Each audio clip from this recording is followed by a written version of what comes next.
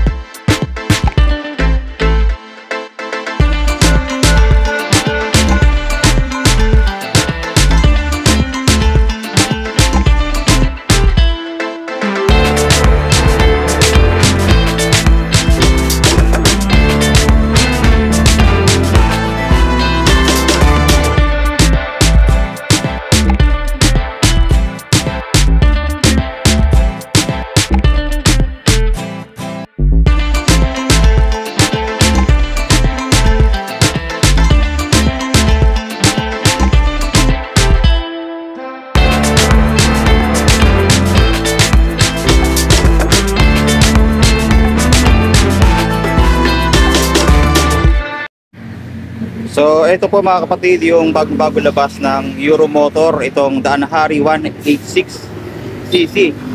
Kaya makikita natin yung kanyang itsura. Sinabi ko nga kanina na may pagkakahawig sa Barako 175. Pagandahan dito mga kapatid, mas mataas pa siya doon yung cc niya. At yung kulay nito ay kulay glossy black. Then mayroon siyang mga sticker na kulay red, white, and then blue. Ayan, makikita naman natin dito sa kanyang decals dito. Ayan, talagay dito yung Daan Hari 186. Tapos dito sa may kanyang cowling ay yung Euromotor. Then sa tank, meron din siya ditong Daan Hari 186. Ayan, tapos meron siyang magandang decal dito. So may nakasulat pa dito, hindi natin alam yung meaning na ito, no? Pero ang ganda. Ang ganda ng combination. Then dito sa kanyang gilid, Euromotor, then 186 din. Kasi yan yung decals niya, no? Kulay red. So pasensya na kayo, medyo maingay dahil nasa tabing daan tayo, no? Makikita naman natin dito sa kanyang makina, ang ganda ng kanyang design. So ito pala ay naka-timing chain engine na rin. Then Euro 3 compliant, meron na rin siyang breather, kaya clean emission. Then matipid na rin sa gas itong ganitong klase, no? Ayan, makita natin kulay silver yung kanyang makina, then sa ilalim ay matte black. Tapos ang ganda rin ng disenyo, no? Then may logo siya dito ng Euromotor. Then kagandahan, meron din siyang tingin na ng langis dito, no? Mamomonitor natin kung konti na ba o marami pa yung langis at kung madumi na rin ba. So ayan yung kagandahan dyan. Dito sa kanyang panel, makita natin dito, ang ganda rin ng design ng kanyang panel. Ayan, o, analog. Tapos yung kanyang gear indicator ay naka-digital na, kaya may number na siya dyan. Meron siyang 1, 2, 3, 4, 5 na shifting. Puro sa harap lang yung cambio nito. Ayan. Tapos meron din siyang fuel indicator. Ayan, ito. Tapos yung kanyang speedometer and odometer, ito. So klarong-klaro mga kapatid, kita-kita. Ayan, o. Tanggalin na natin para makita nyo ng maigi, no? Ayan. Tapos dito, hindi ko sure kung ano yung meron dito, pero parang wala naman. Tapos yung signal light nya, meron din. Ayan, kabilaan, then neutral, saka yung sa headlight. So ayan po yung design, ang ganda rin. Tapos yung kanya ignition, naka-standard lang tayo dito, pero nailalak din ito, no? Then punta tayo sa kanya mga switches. Meron siyang high and low dito. Ayan, high and low. Turn signal light switch. Then, busina. Ayan. Then, dito sa kabila, meron siyang bukasan at patay ng ilaw. Ayan, on and off. Then, meron din siyang hazard switch dito. Ayan o, kagandahan. Then, ito na yung kanyang electric starter. Ayan. Tapos sa throttle, yan, malambot din yung throttle nito. At yung handle grip niya, same naman sa mga Pantra natin. Ganyan lang yung design. Then sa kanyang mga lever, malambot din dito sa preno. Yan, sa clutch, try natin. Malambot din, yan. So tingnan naman natin sa kanyang headlight. Tura. So sa headlight nito, ito kagandahan, no. Meron siyang LED dito na pinaka park light niya, kulay puti. Pero yung kanyang mismong headlight ay naka-halogen bulb. Pero lagi ko naman sinasabi na pwede nating palitan niya ng LED. Mas maganda po, mas magko-combine yung dalawa dahil LED na yung kanyang park light. So maliwanag yan sa gabi. So meron siyang cowling na malaki, ayan, glossy black. Tapos yung kanyang signal light, tingnan natin kung LED ba ito. So hindi pa siya naka-LED, naka-halogen bulb yung kanyang signal light dito. Ayan. Pati sa likod. Tapos sa front, ayan, naka-telescopic fork na malaki. Kulay silver. Then meron siyang rubber boots dito para protection sa mga dumi. So goods na goods. Then sa fender, makita natin, ito, metal siya na kulay black. Katulad sa Kawasaki Barako, no? Tapos yung hub niya, ganoon din, kulay black, no? Tapos naka-drum brake po yung preno sa harap at sa likod niya. Then punta tayo dito sa side na to. Ito. At dito yung kanyang busina. Then ito pala yung isa pang ano nito, function. Dan dito pala nilalak yung kanyang manibela, no? Ayan. Ito, sa kabila, may susian yan dito. Tapos ito nga yung sasabi ko kanina, naka-timing chain engine, meron siyang timing chain dyan dito pag binuksan yan. Then 5 speed, ayan, makita natin puro sa harap lang yung cambio. Ayan. Tapos electric starter nya. Then yung kanyang shifter, ayan, ordinary lang, pang Pantra, pero maganda, matibay at makapal yung kanyang bakal dito. Tapos meron din siyang side stand and then yung center stand. Yung kanyang footrest, goma to sa may rider. Pati dito sa angkasan, yan, napipilip pero may goma sa pinaka taas, ano. Then kagandahan dito sa motor na to, ito. Yung kanyang shock dito, 4 na nakalagay. So goods na goods na, pang heavy duty na yung kanyang mga shock dito, ayan, kulay black. Yan. Ito hindi siya na-adjust, ito adjustable tong isa. So okay yun. Tapos dito rin, no, dito naman nakalagay yung kanyang battery. So may susian pa siya dito, or lagayin pala ito ng ng helmet. Kung gusto nyo magsabit ng mga gamit dito, pwede pa, oh. Ayan, oh. Kanyang tank maganda rin. Ayan yung kanyang top. Tapos ang fuel capacity nito, kung di ako nagkakamali, ay 11 liters. So marami na rin may lalagay dito at matagal na rin mauupos yung gasolina mo. Sa upuan niya, maganda rin mga kapatid. Ito, ang ganda ng upuan niya. Halos flat lang. Yan, hanggang dito. Tapos yung texture ng kanyang tela, so medyo magaspang, pero makintab pagka tinignan, no? So okay din. Mas malambot yung kanyang foam hanggang dito sa OPR. So good sa good. Ito, makapal dito.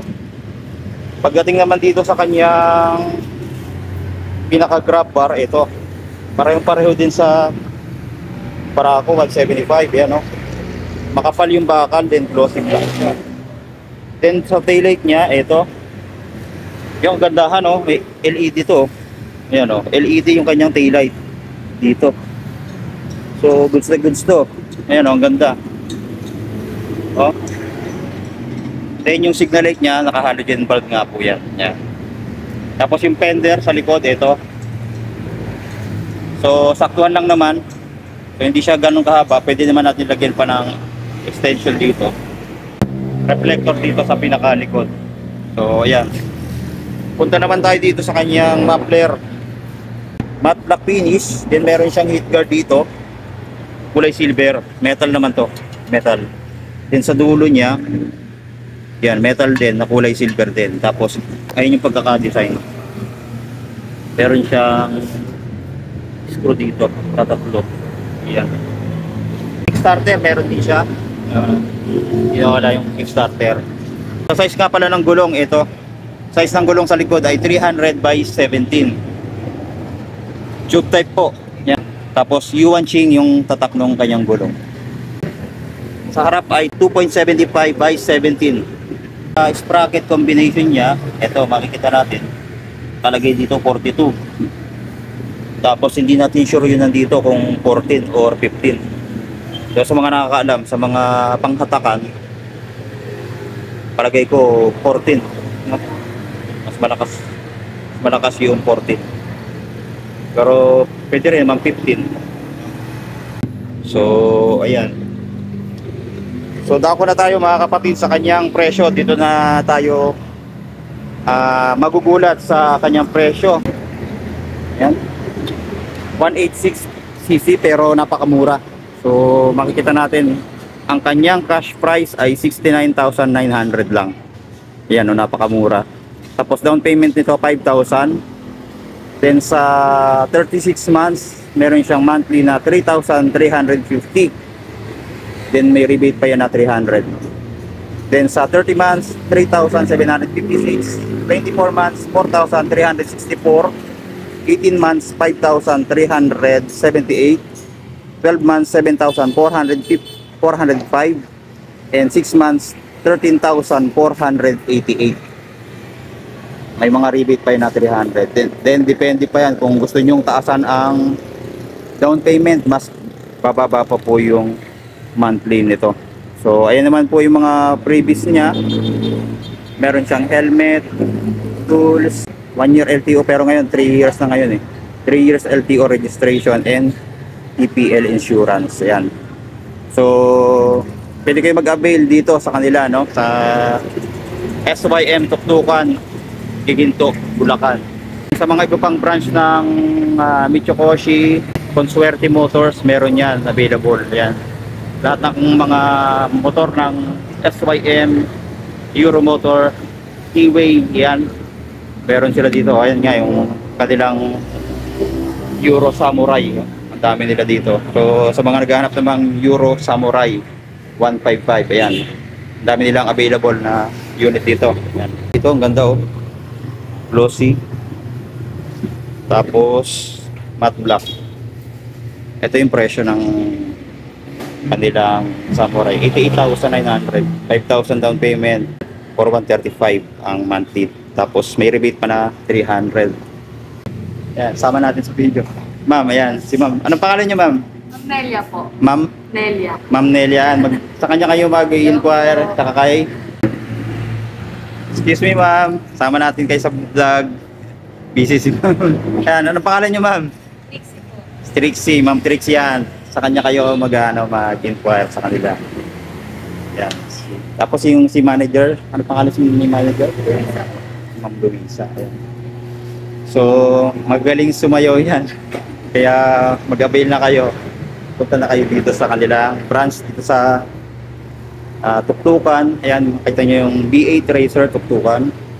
Then, hawak din sila ng Mitsukoshi at saka yung Consuerte Motors. Ayan. So, marami silang available na mga unit pa na dito. So, kaya itong Model T 150 Fi. Tapos, itong Barbell 125. Ito, meron sila dito. Ito yata yung car. Meron din itong meron din itong Fi. Tapos yung Beeperman, meron sila dyan. Ayan. Ito yung sa Marvel, 57,900. 2,900 down payment. Tapos 2,900 monthly. May rebate pa na 300. So, ayan.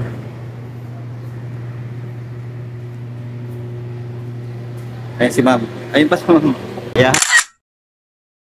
Si ma'am. So, ayan po mga kapatid, yung ating Euro 186. So, ayan po, maraming salamat. And God bless sa ating lahat.